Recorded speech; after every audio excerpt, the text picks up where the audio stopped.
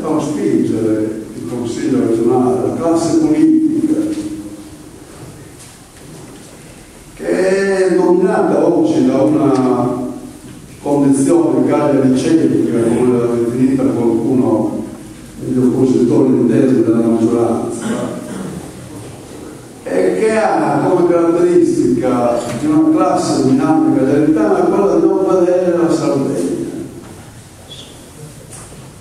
Rineliu, quando abbiamo discusso tante volte del problema del palazzo del Consiglio regionale, ha usato un'espressione molto bella, dicendo che Cagliari gira le spalle alla Sardegna, non guarda la Sardegna, guarda il mare, guarda l'esterno.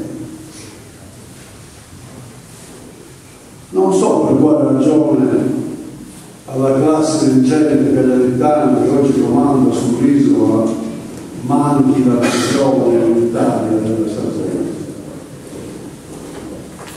E non so se quelli che sono immigrati a Cagliari dal resto della Sardegna, da Nuoro o da Sassari o dalla Maddalena, vedono ancora la Sardegna. Ma se noi prendiamo lo sguardo alla Sardegna, caro Paolo, se i nostri problemi non vengono visti nuovamente in termini unitari, se non si colma il vuoto lasciato dalle forze politiche, il vuoto del modello di sviluppo che noi studiamo tutti i giorni, nessuno di noi sa dove stiamo andando, non soltanto in termini istituzionali e di rappresentanza politica e di egemonia politica, nessuno di noi sa dove stiamo andando come economia.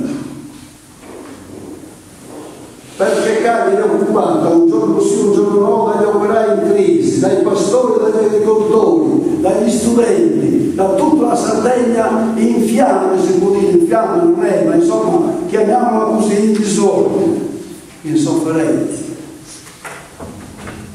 in smarrimento.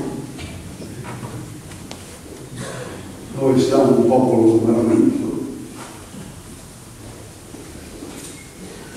Io mi sento smarrito. E qualcuno ci deve dare una bussola, un porto e una speranza. E la speranza sta nel cogliere l'epoca che viviamo, lo spirito del tempo che viviamo, l'orgoglio di essere un popolo libero e di guardare al suo futuro con grande coraggio e con grande determinazione, e di rifiutare i nuovi colonialismi e le nuove dipendenze, e di rifiutarlo anche a costo di fare sacrifici, a costo di rinunziare a qualche cosa dell'entrante, perché noi, se vogliamo ritornare ad essere un popolo libero, dobbiamo fare questo: dichiararci liberi, autodeterminare il nostro futuro. Ho letto con qualche sorpresa un'intervista di uno degli neoassessori che è stato anche presidente della Giunta, che tra i passaggi dell'intervista diceva: io mi sento il futuro, io mi sento il futuro. E tutti quei ragazzi di cui parlava America, e tutti quelli che vedono una Sardegna diversa, microscopica, un vasto incrocio dei mezzi vasi di ferro, cosa devono pensare questi ragazzi del futuro che li attende? Che noi siamo il futuro, che io sono il loro futuro. Restituiamo il futuro a quelli che lo devono fare. Non è vero che la classe dirigente nuova è inadeguata. I problemi sono tali che tutti sono inadeguati, vecchi e nuovi. Ma la sfida che ha sempre sfidato gli uomini di ogni generazione è quella di essere loro a creare il loro futuro. Io auguro che in futuro torni ad essere il dominio delle giovani generazioni e che le giovani generazioni informate del tempo che vivono si rendano conto di quello che li aspetta,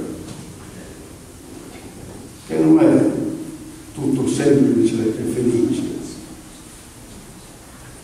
che è duro, difficile, spesso angosciante, che non c'ha certezze, che non dà garanzie a nessuno, ma che per avere certezze e garanzie, se quelle poche le possiamo avere soltanto